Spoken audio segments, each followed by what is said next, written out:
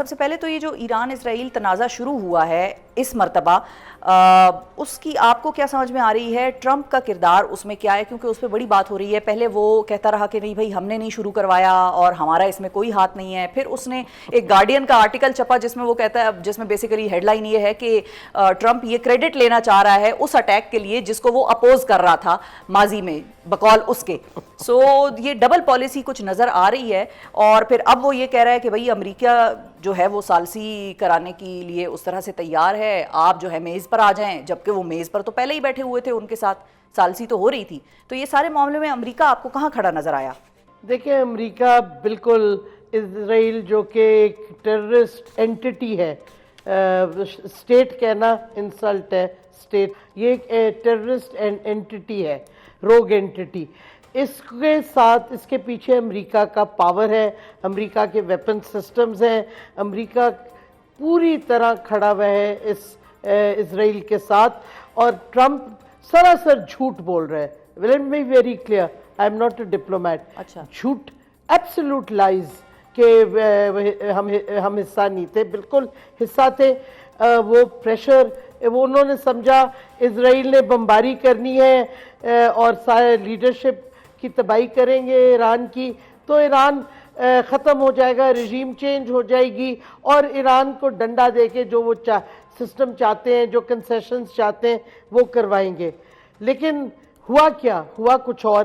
ایران نے جواب دیا.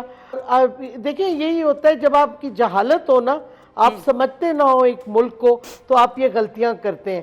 ایران کی آپ پوری ہسٹری دیکھیں، ریسنٹ ہسٹری، جب نئی نئی ریولوشن آئی تھی، عراق ایران کی جنگ ہو گئی تھی.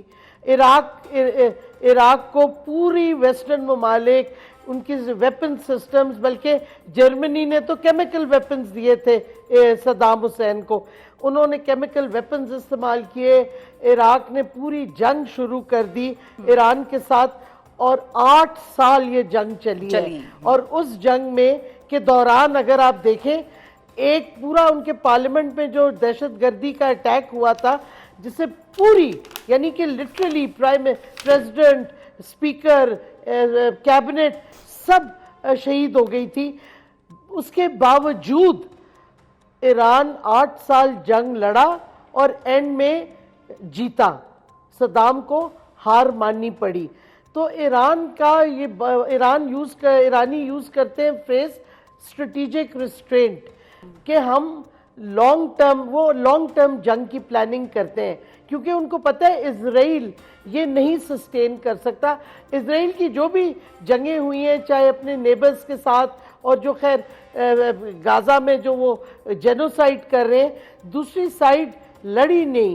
اگر آپ دیکھیں ان کی کوئی جنگ زیادہ لمبی نہیں چلی، کیونکہ اسرائیل کا اگر لیک اسپیشل ڈیپتھ نہیں ہے. دوسرا، اس کی آئی ڈی ایف میں بہت سے ڈیول نیشنلز ہیں، کوئی امریکن ہے، کوئی جرمن ہے، برٹش ہے، اور ان کے پاس سٹینگ اور ان کی پاپولیشن بہت کنسنٹریٹڈ ہے شہروں میں. تو آپ دیکھیں اسرائیل لمبا نہیں کھینچ سکتی جنگ کو، اور ابھی تو اس کو بہت امداد مل رہی ہے.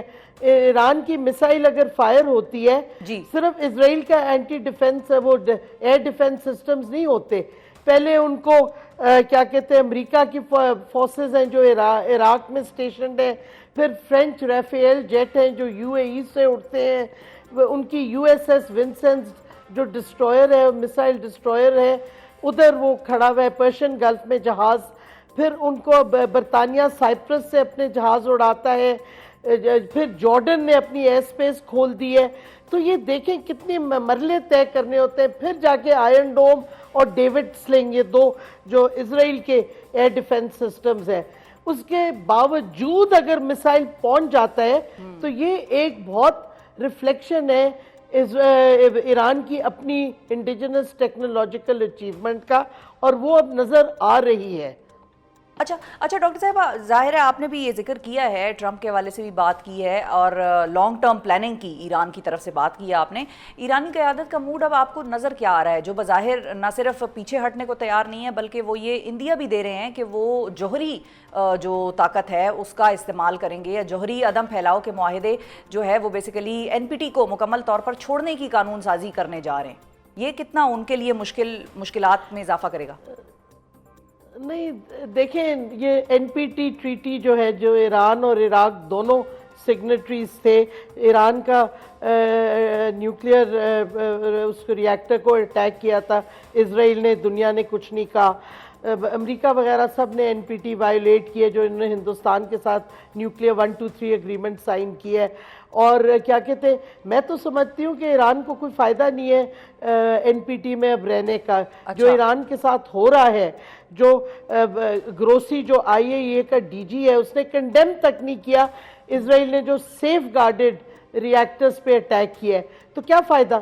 میں تو سمجھتی ہوں کہ بالکل ایران کو ایگزٹ کر جائے این پی ٹی سے، کیونکہ ایران کے ساتھ جو ہو رہا ہے ظلم، انٹرنیشنل کمیونٹی جو کر رہی ہے، وہ ان کو کوئی فائدہ نہیں ملے گا. اور میں سمجھتی ہوں کہ ٹرمپ سمجھتا ہے کہ یہ جنگ کے بعد وہ نیوکلیئر نیگوسیشن کریں گے کہ یہ پریشر ٹیکٹک سے الٹ اس کا ریاکشن ہوگا، اور یہ واضح طور پہ سمجھ جانا چاہیے. لیکن شفا، ایک بڑی انٹرسٹنگ چیز ہو رہی ہے آج کل. پہلے پاکستان انڈیا کی جنگ میں انڈیا کے پاس ریفیل جہاز تھے، ویسٹرن ٹیکنالوجی تھی. ہم نے اپنے انڈیجنس میسائلز اور چائنیز پلینز اور ان کے جو کمیونیکیشن سسٹمز استعمال کیے، اور کون اینڈ میں سکسیسفل ہوا؟ پاکستان. اب آپ دیکھیں ایران ڈسپائٹ ساری ویسٹرن سپورٹ، اور آج خبر آئی ہے کہ 20 یو ایس کے ایئر ریفیولر جو ہیں وہ جہاز بھی پہنچ رہے ہیں اسرائیل کی مدد کے لیے. Despite all the western technology, چاہے ریفیل ہو، چاہے یو ایس ایس ونسنس کے میسائل ڈسٹرائرز ہوں، چاہے ایئر ڈوم ہو، جو بھی جو ڈوم ہے ان کی سارا کچھ، اینڈ میں انڈیجنس میسائلز ایران نے بنائے. ایئر فورس تو ایران کا ہے ہی نہیں، بیکاز ان کو سپیس نہیں ملتے تھے، جہاز ان کے کہاں سے ہوں گے.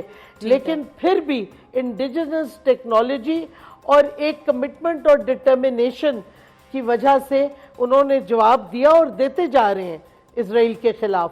تو میں سمجھتی ہوں یہ بڑا انٹرسٹنگ ایک فینومینن اب ہو رہا ہے کہ so called superior western weapon systems by them selves کچھ نہیں کر سکتے اگر دوسری سائڈ کا ول اور ڈٹرمنیشن ہے ٹو فائٹ فار their